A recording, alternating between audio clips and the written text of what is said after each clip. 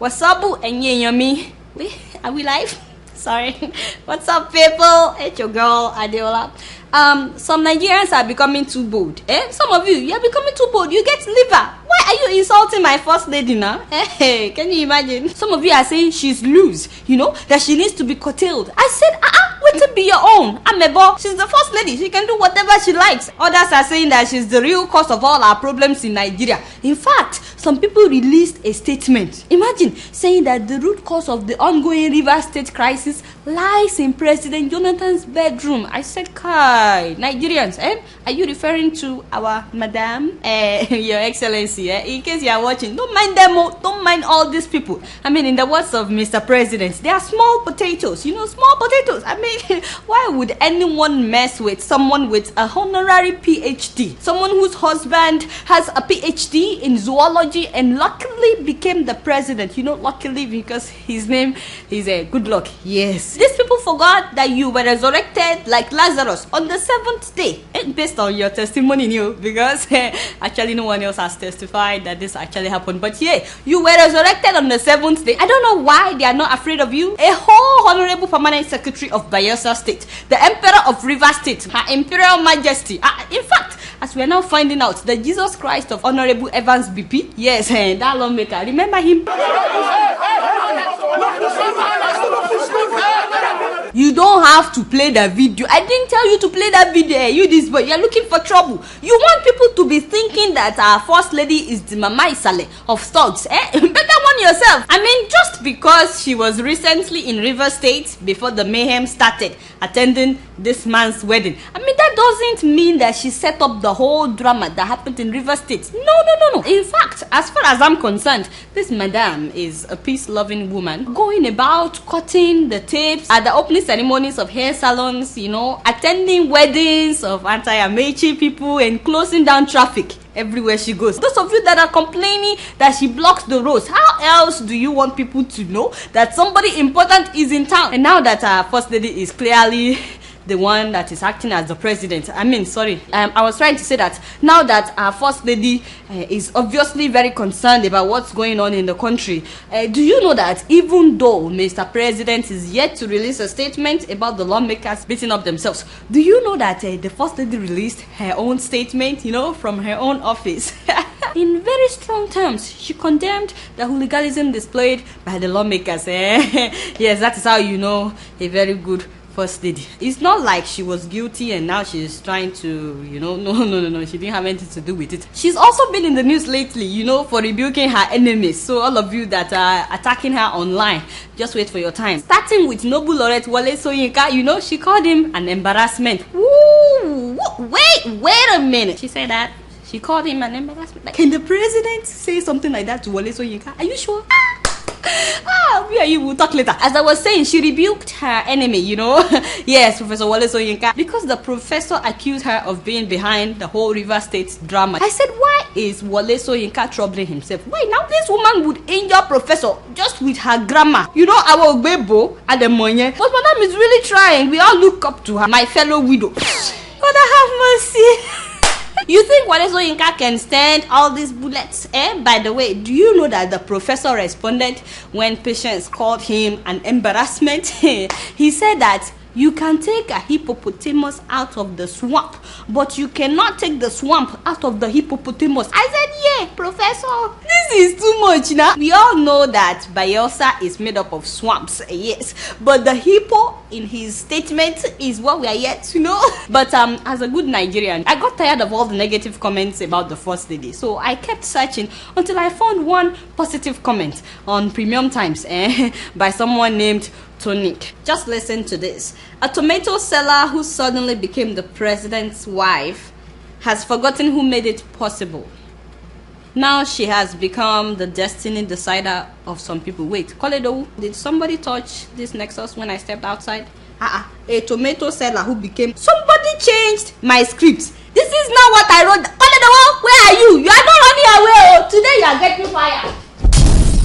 So the president of Sudan was in Nigeria last week, Omar al-Bashir, attending the AU summit on HIV/AIDS. And do you believe that the Human Rights Watch issued out a statement that Nigeria should arrest this man? I'm should excuse me. What are you talking about? They really want Nigerian government to arrest this man? Are you serious? I said, first of all, Human Rights Watch, where have you been all my life? Where have you been? Has Jonathan ever arrested a high-profile criminal before? Even in Nigeria, I mean, he's pretty good in pardoning and releasing high-profile criminals. We all know that. So why were you expecting him to arrest a criminal from another country? By the way, does he look like someone that can arrest another president to you? Just be honest. Listen to him talk now. Now, wow, why are these people just swearing curse on my page now? I can't even update my status again. It's not fair. Sir, phone call from Mark Zuckerberg. That Facebook boy. Mark, my good friend. Sir, I need you to move your page off of Facebook. The heavy curses on your page are melting our servers, man. I don't know what you did to piss those people off, but it's totally uncool, bro. But I like Facebook. Oh, Benny! Why go I like Rojo? Have you back on Timon Sonny? Now, wow. Human rights. In my opinion, you're asking for too much. If Patience Faka Jonathan were to be the president now, and the president of Sudan got on her bad side, now we are talking. We all know that she won't waste time. Chop chop, the woman would have arrested the man now. At least we can see how she's kicking butt, in River State. Not be me talking more. By the way, that was an honest question. Do you think that Jonathan has the nerves to arrest the president of Sudan? I mean, all jokes aside, you think he can do it? I'm not saying that he's weak, I beg. I'm just saying that I find it really hard to picture this man standing up for justice to that level that he will be arresting another president when he's yet to stand up for justice in his own country. Now, jokes aside, the International Criminal Court, the ICC, put out an arrest warrant for the president of Sudan, al-Bashir, since 2009.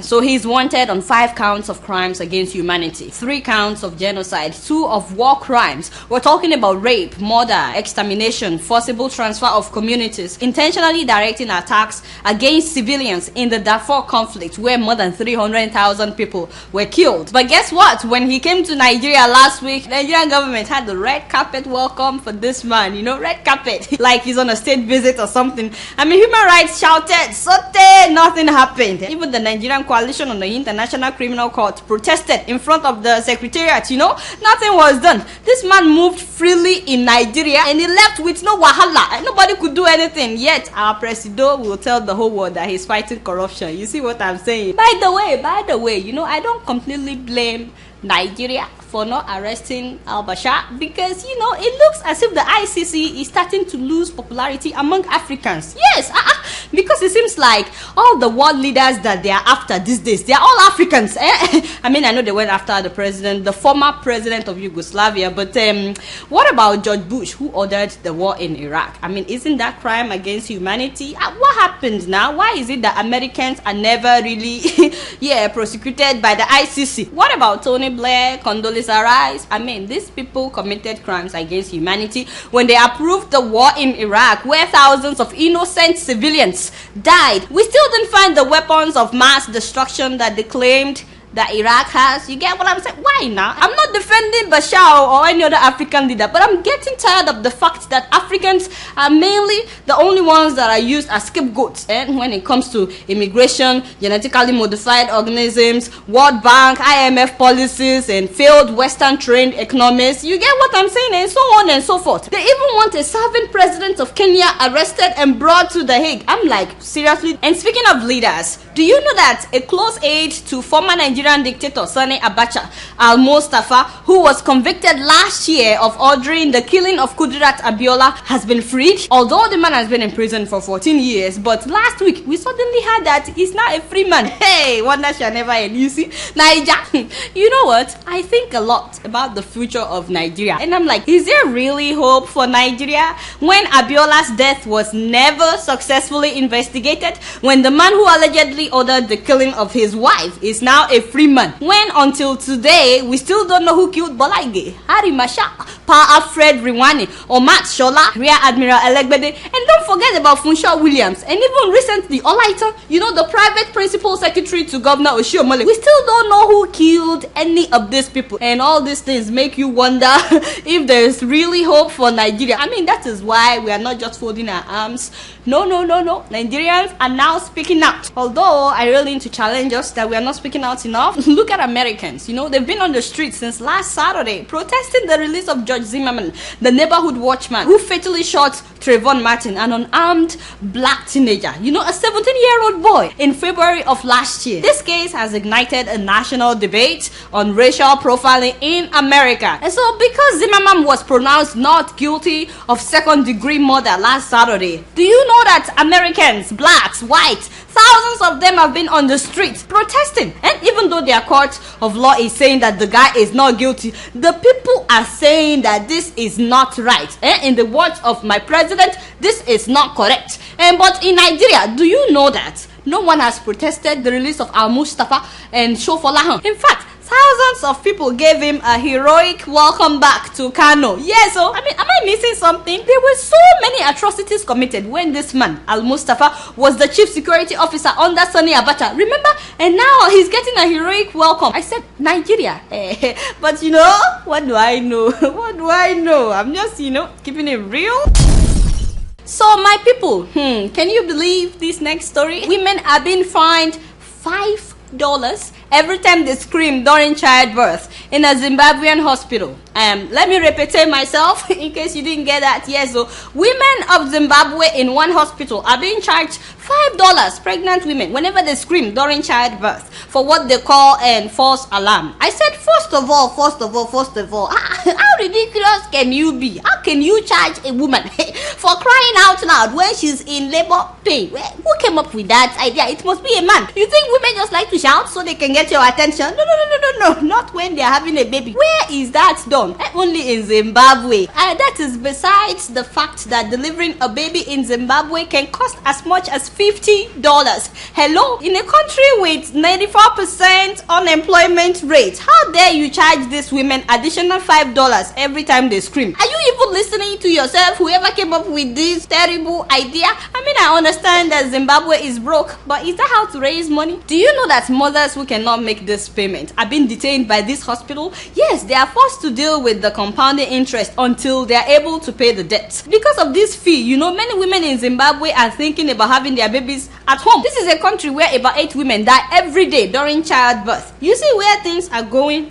Where is Mugabe now when all this is? Wait, this is Mugabe? Is this Mugabe in the white garment thing? That is Mugabe. You're sure of yourself? Call it the war. Sometimes I like you, I don't know where you get all these features, but that is Mugabe. Okay, now I remember. Someone was telling me that last week, Zimbabwean president attended the Apostolic Church customary retreat in the mountainous eastern highlands of Zimbabwe. This must be this must be it, Calling the war, do well. Do well. You are no longer fired. But the thing is, this church, the Apostolic Church, is becoming a powerful force in Zimbabwean politics, which is why even the Prime Minister, Morgan Tsvangirai, was also there last year. And the reason these politicians pay homage at this church is because the church has hundreds of thousands of followers all over the country, and they tend to follow the teachings of their leaders very, very closely. So it's very obvious, that Mugabe is seeking re-election by fire by force. If he has to go and lead in front of a pastor so the pastor can pray for him, if that is what it would take to get people to vote for him, this man is ready to do it, as you can see. But as I was saying, yes, and the people of Zimbabwe, so this is what Mugabe was doing when this hospital was charging these women $5 every time they screamed, instead of him doing something. People of Zimbabwe, if Mugabe won't do anything, you better wake up. These are your mothers, your sisters, and your wives. They deserve better. This is ridiculous now. Why can't we charge the men for making the babies now? Yes, she got pregnant by herself. Each time the woman is screaming, charge the man who made the baby, who put the baby inside her. Let's start from there. If we do that, I'm very sure that would reduce HIV/AIDS. And second of all, we will reduce unwanted pregnancy. If you can just get hold of men's clinic, you get what I'm saying? Yes, everything will be settled. But what do I know? I'm just keeping it real. Speaking of mothers, you know, in Kenya, 2 young children have now been adopted by a dog. Yes, you heard me right. A dog has adopted 2 children in Kenya. My people, meet Oscar, a very special dog, by the way, who has taken it upon herself to look after 2 children after their mom, who is an alcoholic, left them in order to seek treatment. The children are 7-year-old David Mbogo and 6-year-old Mary Wanjiku. They actually live with their grandmother, but the grandmother works frequently and she's also burdened with caring for 5 other children who are left in her care. So the children spend more time with the dog, who is up at 6 a.m. every day to take them to school, and then she hangs around their school until it's time to escort them back home. Oscar is the one that plays with them whenever their grandmother is busy, and she's had to come to their rescue many times when these children got lost. According to David and Mary's grandmother, Suzanne Wanjiku, the dog is the bright light in the children's dismal situation. I mean, just take a look at this clip.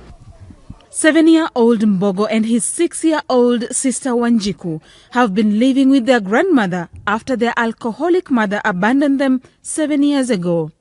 Their grandmother is, however, often away from home. She has to tend for 5 other children left in her care.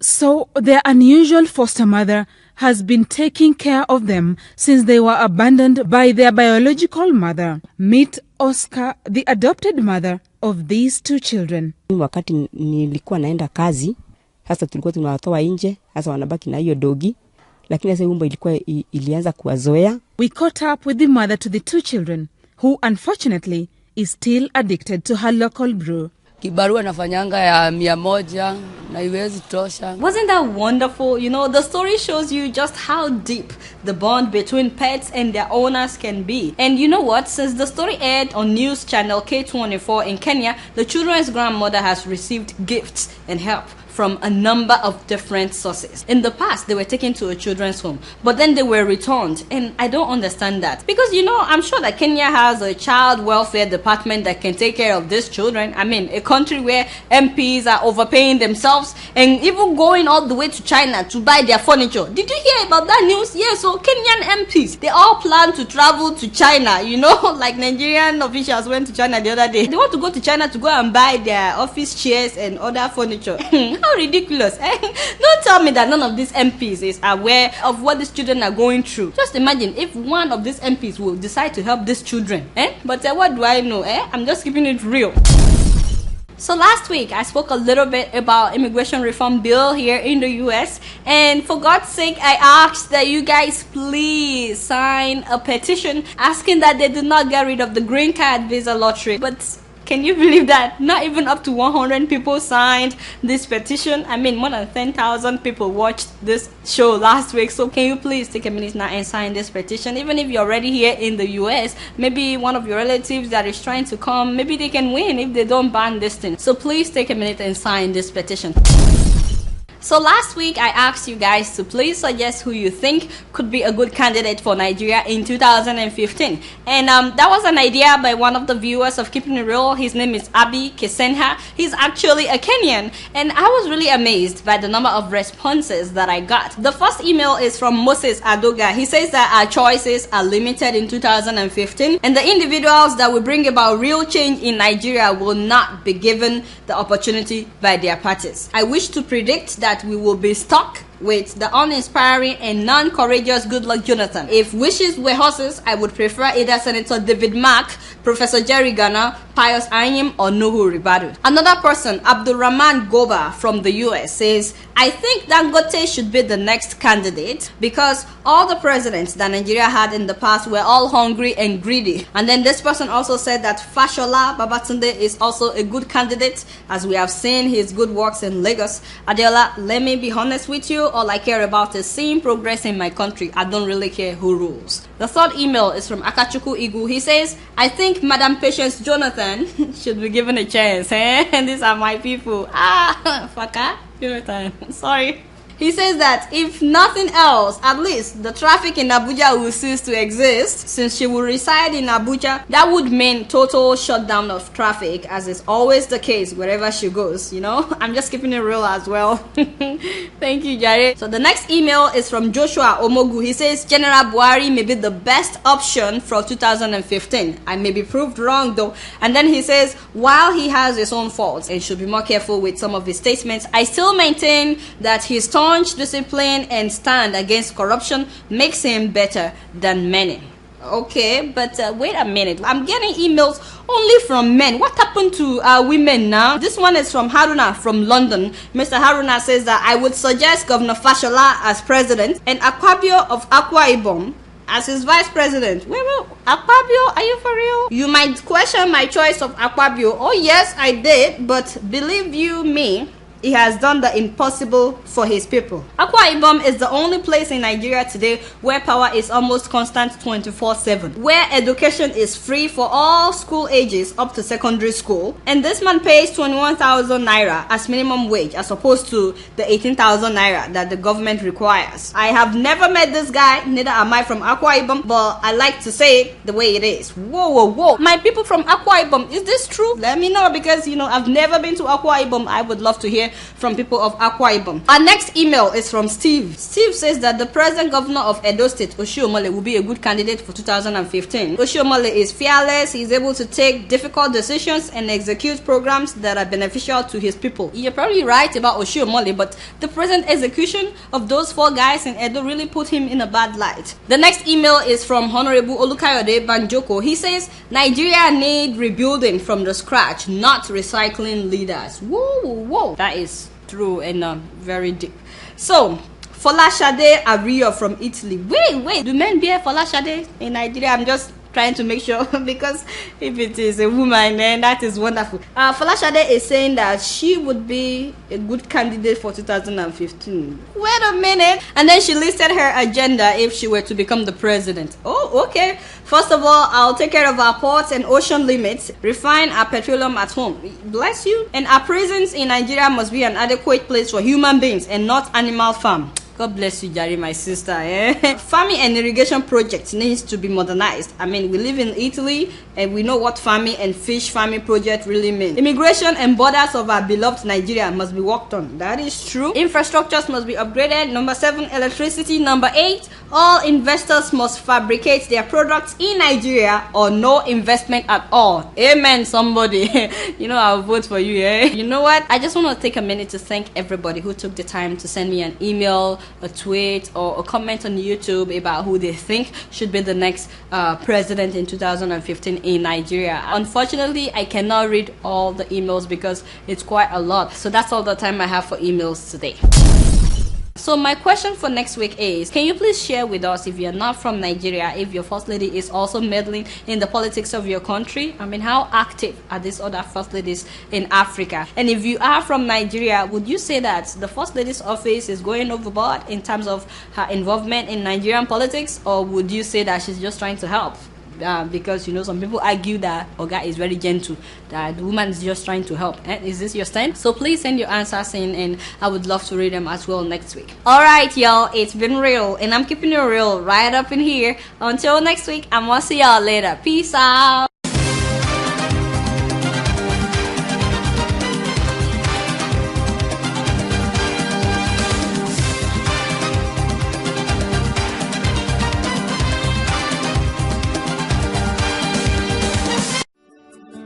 Welcome to Forstview Luxury Hotel. At Forstview Luxury Hotel, we offer excellent service. Our rooms have all the necessary facilities to make your stay comfortable and memorable. You will also have access to internet service, breakfast, 24-hour power supply, full air condition, free international calls, free tire pumping service, and free car battery charge. So what are you waiting for? Quickly visit Forstview Luxury Hotel. We are located at number 1 Adeola Bamishile off Raji Rasaki Road, First Estate, Amuwo, Odofin Festac, Lagos. For more information or reservation, please call us on 08075787135 or 0809990 0601. You can also take advantage of our online ongoing promo at www.4zhotel.com to make your reservation and payment for your favorite room, which attracts a discount rate. Please note, rooms are reserved based on first come, first serve. 4Z Hotel. Experience the home of comfort. They come.